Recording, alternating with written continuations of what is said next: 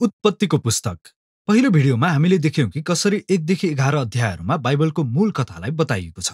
परमेश्वरले सबै थोक सृष्टि गर्नुभयो र उहाँले मानिसहरूलाई आफ्नो स्वरूपमा संसारलाई आफ्नो तर्फबाट शासन गर्न बनाउनु भयो। मानिसहरूले पाप र विद्रोह रोज्छन् र यसैले संसार नियन्त्रणबाट बाहिर हिंसा र मृत्युको चक्रमा फस्छ, जसले विद्रोह निम्त्याउँछ र बेबिलोनमा मानिसहरू तितर-बितर हुन्छन्। अनि मुख्य प्रश्न यो छ कि परमेश्वरले आफ्नो संसारलाई छुटकारा र उद्धार गर्न के गर्नुहुनेछ त? बेबिलोनबाट तितर-बितर भएपछि लेखकले एउटै मात्र परिवारको वंशावलीमा आफ्नो ध्यान केन्द्रित गर्छन्, जसले अब्राम नाउँ गरेको मानिससम्म लैजान्छ र जो पछि अब्राहम भनेर चिनिन्छन्। अनि 12 अध्यायको आरम्भमा परमेश्वरले अब्राहमलाई दिनुभएको प्रतिज्ञाले कथालाई एउटा नयाँ गति दिन्छ। परमेश्वरले अब्राहमलाई आफ्नो घर छोडेर कनान देशमा जान बोलाउनुहुन्छ, जुन परमेश्वरले भन्नुहुन्छ कि त्यो एक दिन उनको हुनेछ। अनि त्यो भूमिमा परमेश्वरले अब्राहमबाट एउटा ठूलो जाति खडा गर्ने, उनको नाउँ प्रसिद्ध गराउने र उनलाई आशिष दिने प्रतिज्ञा गर्नुहुन्छ। अब यी प्रतिज्ञाहरू पुस्तकको अघिल्लो भागहरूसँग जोडिएका छन्। बेबिलोनले घमण्डी भई आफ्नो लागि ठूलो नाउँ कमाउने प्रयास गरेको थियो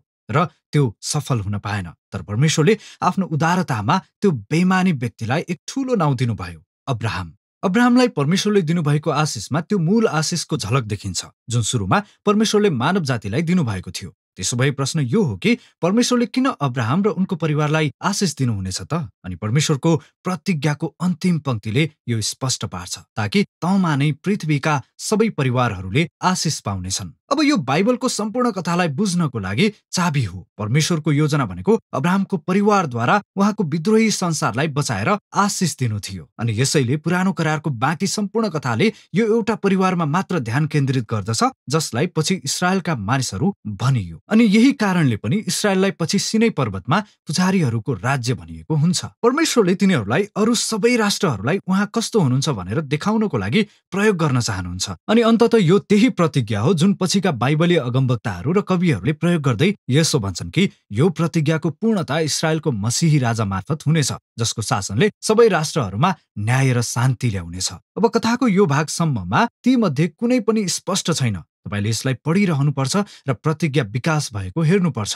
पुस्तकको बाँकी भाग अब्राहम र उनको परिवारमा केन्द्रित छ। पहिले अब्राहम आफै, त्यसपछि उनका छोरा इसहाक र त्यसपछि उनका छोरा याकुब अनि त्यसपछि याकुबका 12 छोराहरू। अनि प्रत्येक पुस्ताका कथाहरू 2 मुख्य विषयवस्तुहरूद्वारा जोडिएको छ। पहिलो, अब्राहमको परिवारका हरेक पुस्ताहरूलाई बारम्बार असफल भएको देखाइएको छ। तिनीहरूले केवल खराब निर्णयहरू गरिरहन्छन्, जसले तिनीहरूको जीवनलाई खतम पार्छ र परमेश्वरको प्रतिज्ञालाई खतरामा पार्छ। यद्यपि परमेश्वर तिनीहरूप्रति विश्वासयोग्य रहनुहुन्छ। उहाँले तिनीहरूलाई तिनीहरूदेखि नै उद्धार गरिरहनुहुन्छ र तिनीहरूको असफलताको बावजुद तिनीहरूलाई आशिष दिने अनि तिनीहरूद्वारा राष्ट्रहरूलाई आशिष दिने आफ्नो प्रतिबद्धतालाई पुनः पुष्टि गरिरहनुहुन्छ। अब्राहमका कथाहरू परमेश्वरले अब्राहमलाई एउटा ठूलो परिवार दिने प्रतिज्ञा गर्नुभएको थियो, तर 2 फरक घटनामा अन्य पुरुषहरू आफ्नी पत्नीप्रति आकर्षित भएका कारण उनी डराउँछन् अनि त्यसैले उनले उनीसँग विवाह गरेको कुरालाई पनि इन्कार गर्छन्, जसले विभिन्न प्रकारका समस्याहरू झेल्नु पर्छ। त्यति मात्र होइन, अब्राहम र उनकी पत्नी साराले सन्तान जन्माउन सकेका थिएनन् अनि त्यसैले साराले अब्राहमलाई आफ्नी कमारीसँग सुत्ने व्यवस्था गर्छिन्, जसको कारणले परिवारमा समस्याहरू सृजना गर्छ। तर प्रत्येक पटक परमेश्वरले अब्राहमलाई बचाउनुहुन्छ अनि 15 र 17 अध्यायहरूमा परमेश्वरले अब्राहमसँग गर्नुभएको आफ्नो प्रतिज्ञाको एक आधिकारिक नाम दिनुहुन्छ, जसलाई करार भनिन्छ। यो निकै प्रख्यात दृश्य हो।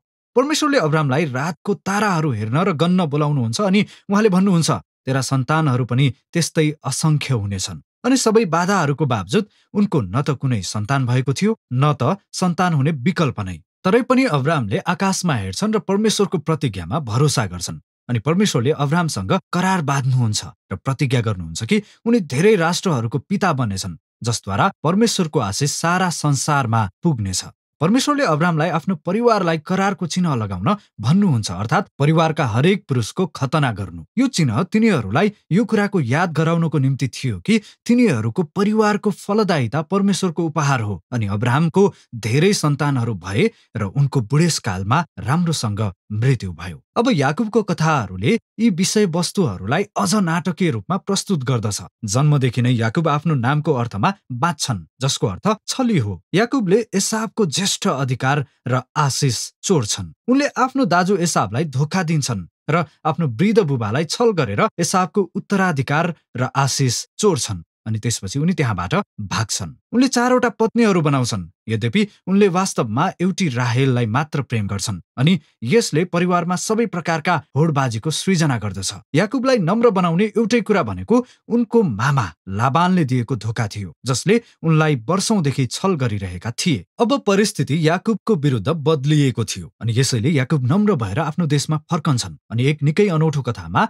याकुबले परमेश्वरसँग आशिष माग्दै गर्दा उहाँसँग कुस्ती खेल्छन्। वास्तवमै कतिपय कुराहरू कहिल्यै परिवर्तन हुँदैनन्, होइन र? यद्यपि परमेश्वरले उनको दृढ संकल्पको सम्मान गर्नुहुन्छ र उहाँले अब्राहमको आशिष उनलाई दिनुहुन्छ अनि उहाँले याकुबलाई नयाँ नाउँ दिनुहुन्छ, इस्राएल, जसको अर्थ हो परमेश्वरसँग लडाई गर्ने। अब यो पुस्तकको अन्तिम भाग हो याकुबका छोराहरूको कथा, जहाँ सबै विषयवस्तुहरू एक मुख्य विषयसँग मिल्न जान्छन्।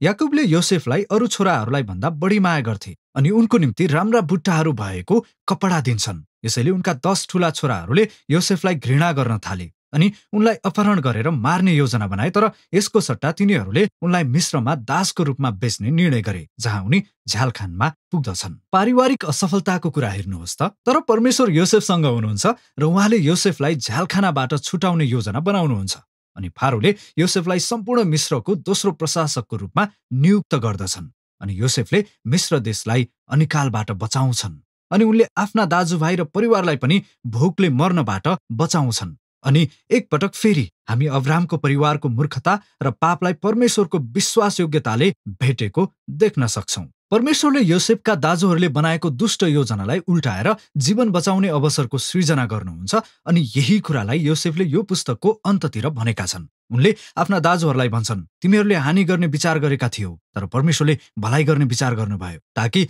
धेरैको जीवन बाँच्न सकोस्। अब यी शब्दहरू रणनीतिक रूपमा पुस्तकको अन्त्यमा राखिएको छ, किनभने तिनीहरूले योसेफ र तिनका भाइहरूको कथा मात्र होइन तर सम्पूर्ण पुस्तकलाई सारांशित गर्छन्। उत्पत्ति 3 अध्यायदेखि मानिसहरूले स्वार्थी र दुष्ट काम गरिरहन्छन्, तर परमेश्वरले आफ्नो संसारलाई मानिसहरूको कुटिलतामा छोड्नुहुने थिएन। उहाँ विश्वासयोग्य हुनुहुन्छ र मानिसहरूलाई तिनीहरूको असफलताको बावजुद आशिष दिन दृढ हुनुहुन्छ। तपाईले विशेष रूपमा यो देख्न सक्नुहुन्छ कि कसरी स्त्रीको सन्तानको त्यो रहस्यमय प्रतिज्ञा सम्पूर्ण पुस्तकमा विकसित हुन्छ। उत्पत्ति 3 लाई याद गर्नुहोस्। परमेश्वरले प्रतिज्ञा गर्नुभयो कि घायल विजेता आउनुहुनेछ र सर्पलाई कुच्याउनुहुनेछ अनि दुष्टलाई यसको जडसँगै पराजित गर्नुहुनेछ। त्यसपछि लेखकले यस प्रतिज्ञालाई सिधै अब्राहमको परिवारसँग जोड्छन्। यो एक भाग हो कि कसरी परमेश्वरले आफ्नो आशिष सबै जातिहरूमा पुर्याउन जाँदै हुनुहुन्छ। अब्राहमबाट यो प्रतिज्ञा याकुबको चौथो छोरा यहुदासँग यसरी जोडिएको छ। 39 अध्यायमा याकुब वृद्ध भएर आफ्नो मृत्युशय्यामा छन् अनि एक अत्यन्त महत्त्वपूर्ण कवितामा उनले आफ्नो 12 छोराहरूलाई आशीर्वाद दिन चाहन्छन्। जब यहुदाको पालो आउँछ, याकुबले भविष्यवाणी गर्छन् कि यहुदा इस्राएलको शाही अगुवाहरूको कुल बन्नेछन् र एक दिन एकजना राजा आउनुहुनेछ जसले सबै राष्ट्रहरूलाई आज्ञा मान्न आदेश दिनुहुन्छ र सम्पूर्ण संसारमा बगैँचाको आशिष पुनर्स्थापना गर्ने परमेश्वरको प्रतिज्ञा पूरा गर्नुहुनेछ। अनि त्यसपछि याकुबको मृत्यु हुन्छ र केही समयपछि योसेफको पनि मृत्यु हुन्छ र उनीहरूको परिवार मिस्रमा बसोबास गर्छन्। अनि यसैले उत्पत्तिको पुस्तक यी सबै भविष्यका आशाहरू र प्रतिज्ञाहरू अपुरो साथै अविकसित अवस्थामा समाप्त हुन्छ। यसले तपाईलाई अब अगाडि के हुन्छ होला भन्ने जिज्ञासाका साथ यो पढ्न र हेर्नको निम्ति बाध्य पार्छ। तर अहिलेको निम्ति भने उत्पत्तिको पुस्तकको विषय यति नै हो।